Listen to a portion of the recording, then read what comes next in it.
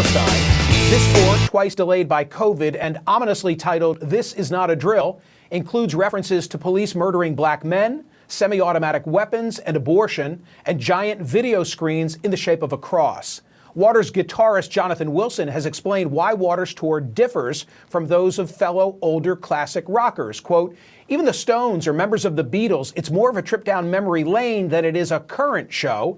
The activism, that's sort of the key to the whole thing." As a longtime fan of Waters' music who doesn't always agree with his messaging, I wanted to ask him about his mix of performing and preaching.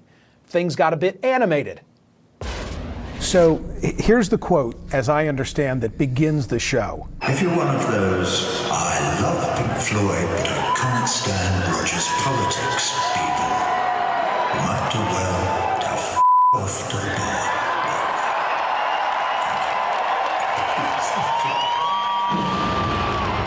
You might do well to F off to the bar right now. At the outset of the show? Yeah. Because it's a really good way to start the show.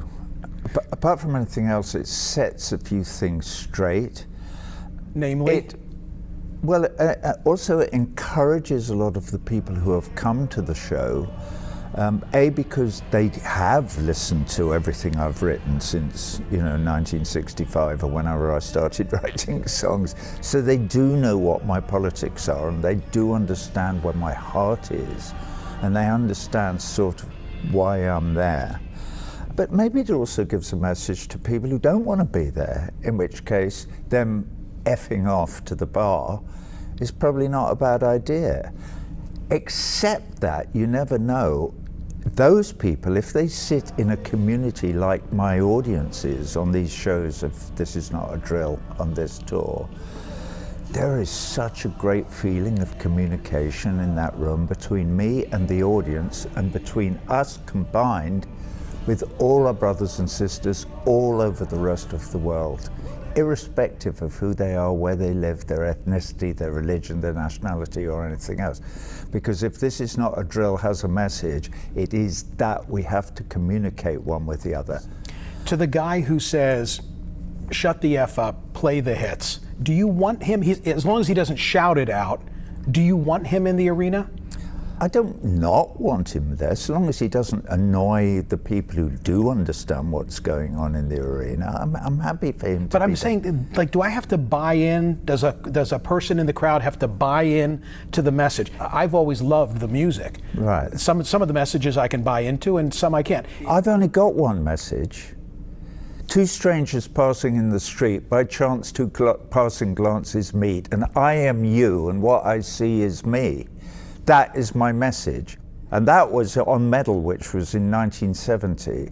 And basically, my message hasn't changed. I recognize your humanity, but I recognize all the Russians and the Chinese and the Ukrainians and the Yemenis and the Palestinians. Are you an equal opportunity offender on this tour? Here's why I ask. I remember the last tour. Of course, I came and watched. Very much, about Trump.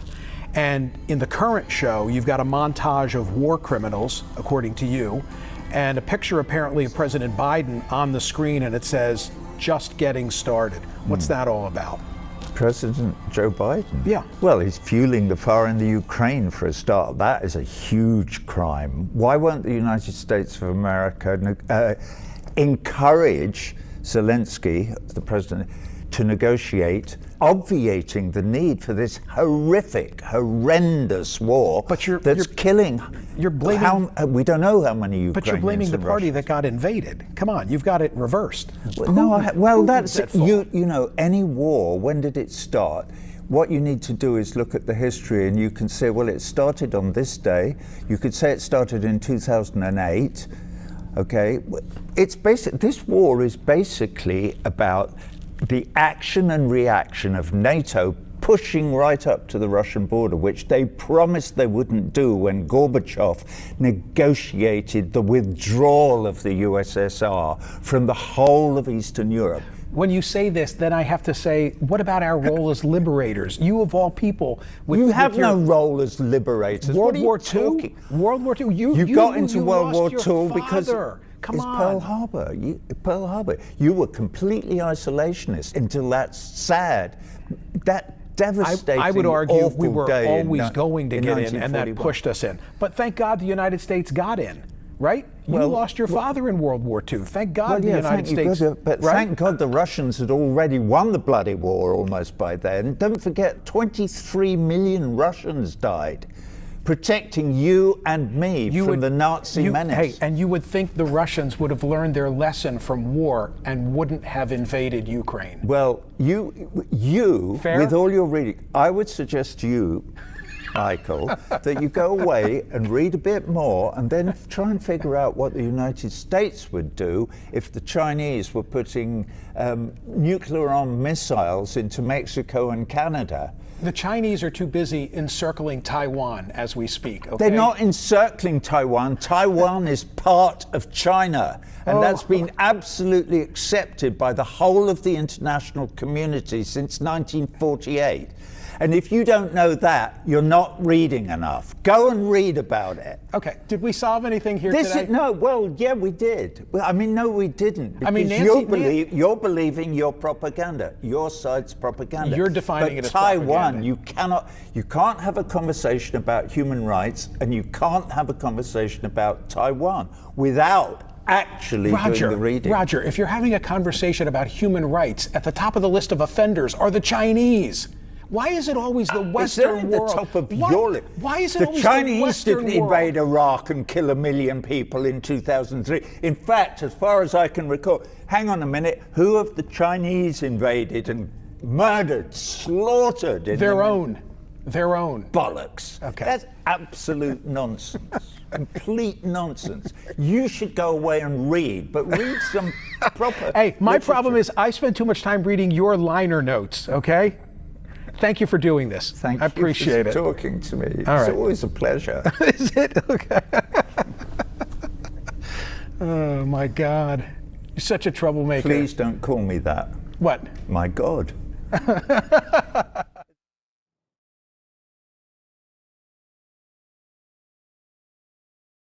Floyd's co-founder Roger Waters sat down with CNN's Michael Smerconish to talk about the political messaging at his current This Is Not a Drill tour. This is a clip. The Chinese are too busy encircling Taiwan as we speak, okay? They're not encircling Taiwan. Taiwan is part of China. And that's been absolutely accepted by the whole of the international community since 1948. And if you don't know that, you're not reading enough. Go and read about it. Taiwan has never been part of communist China. Joining us now to discuss this absolutely riveting interview. Muy bien, el expresidente de los Estados Unidos no le está yendo tan bien. Denunció hace minutos nada más que allanaron su casa en el estado de la Florida. Emitió un comunicado muy duro. Dijo, mi casa está sitiada, invadida y ocupada por el FBI.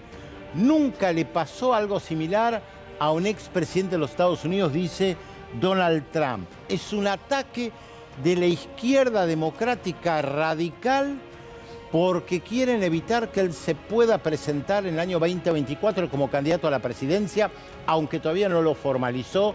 Todo el mundo dice que se va a presentar efectivamente como candidato.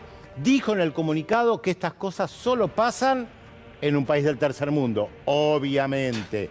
Claro, se olvidó decir que en algunos países del tercer mundo a los que se refiere y o alude, también hubo intentos de tomar el poder, de asaltar el Parlamento, Sí. como él hizo el 6 de enero del 2021, pero esto no lo dice. Ni que hablar de la injerencia reconocida por funcionarios de Donald Trump en otros países, ¿no?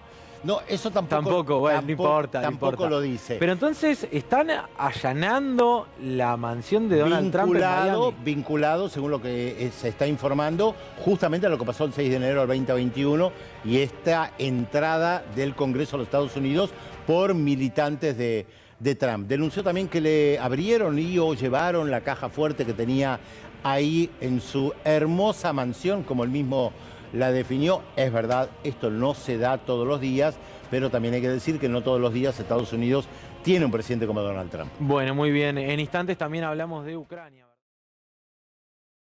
Grandes cadenas gringas.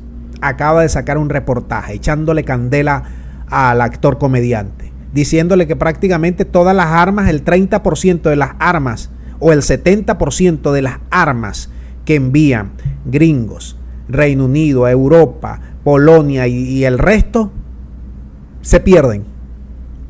Ahora, ¿por qué este reportaje extenso lo está sacando CBS? Que no es cualquier cadena, es una de las de mayor peso.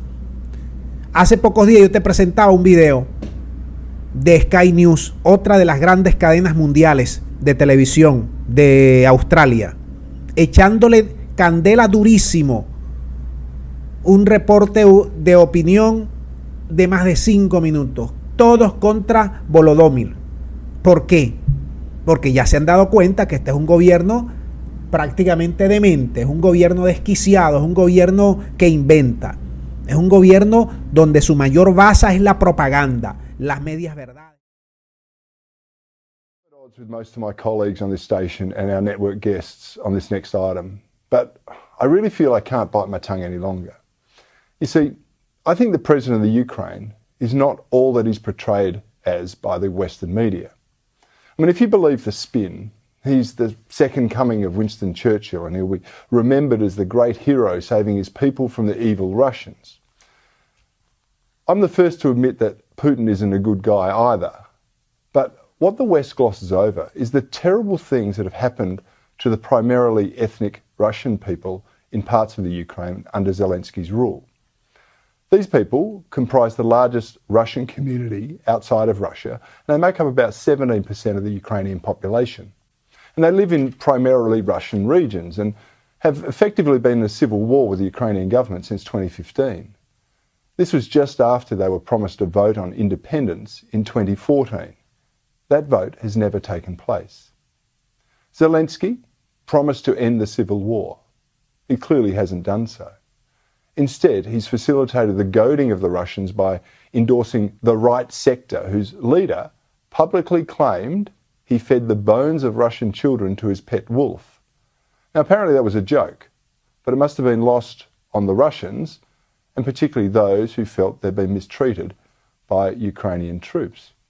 Here's how Time magazine described one of them, the neo-Nazi Azov movement, just last year.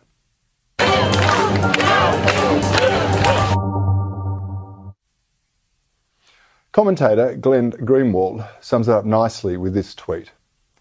No rational person thinks Ukrainian neo-Nazi militias justify this war, but it's dangerous madness to scoff at the impact of arming them, as the West is doing. In the words of President Zelensky, they are what they are. Have you clear something up for us? And this is these reports about the Azov Battalion that is said to be Nazi-affiliated organization operating as a militia in your country, said to be committing their own atrocities. What should Americans know about that unit, about those reports? So Azov was one of those many battalions. They are what they are. I also want to point out that Zelensky sought to join NATO against another Ukrainian agreement that was set to maintain neutrality between Russia and Europe. And even as Russian troops were amassing along the border, the foolish US Vice President Kamala Harris publicly supported Zelensky's bid to join NATO.